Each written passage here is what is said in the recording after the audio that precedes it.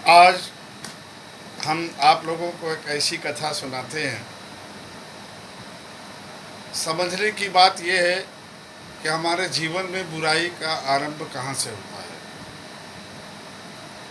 आँख देखती है और मन में विचार आता है और आप काम करने लगते हैं और आप उस काम को अंजाम देते हैं, फिर उसका परिणाम आपको भुगतना पड़ता है। ऐसी एक सुंदर सी कथा हम सुनाते हैं। एक ब्राह्मण बेचारा जा रहा था, रास्ते में उसने एक बगीचा देखा। अब बगीचे में बहुत सुंदर सुंदर पके हुए आम लटक रहे थे। अब उसके मन में इच्छा हुई कि कोई देख तो नहीं रहा है। अब उसने एक आम जो है तोड़ा और आम तोड़ करके वो खाने लगा, आम को खाया। अब जब वो एक काम कर रहा था तो उतने में ही जो है वो जो बगीचे का मालिक जो था वो आया और उसने जो है दुई डंडा जो है वो ब्राह्मण महाराज पंडित जी के जो चूतड़ पर दिया, लकड़ी मारा। अब देखिए कहानी का मजा क्या है। कहानी का मजा ये है कि आंख ने देखा आम को और उनका मन दूषित हुआ, मन में विचार आया और हाथ ने तोड़ा, जिह्वा ने जो है चटर पटर जो है वो आम खाया, खूब मजा लिया। अब फिर क्या हुआ, फिर जब वो डकार लिए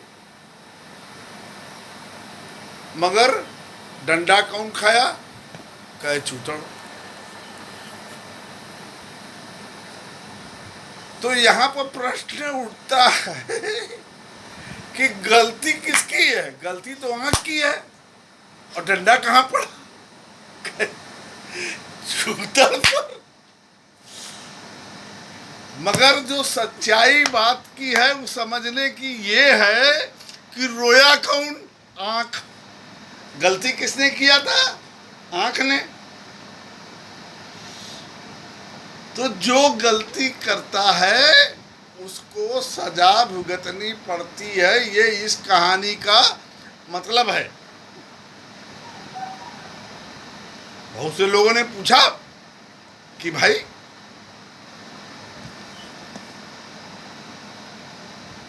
मजा तो पंडित जी लिए और डंडा खाया हूं चूतड़। कहे नहीं, बात चाहे जो हो, आम को देखा किसने था, आम ने। वो आम को देख के उनका जो है मन में ख्याल आया, फिर उनकी जीभ लपलपाई, हाथ ने तोड़ा, लेकिन लप लप लप लप गप गप गप गप आम चूस चूस के खाए। लात जरूर उनका पिछवाड़ा खाया, लेकिन रोया कौन, आंख। तो इसलिए आंख के द्वारा बुराई हमारे अंदर प्रवेश करती है। इस कहानी का यही अंश है।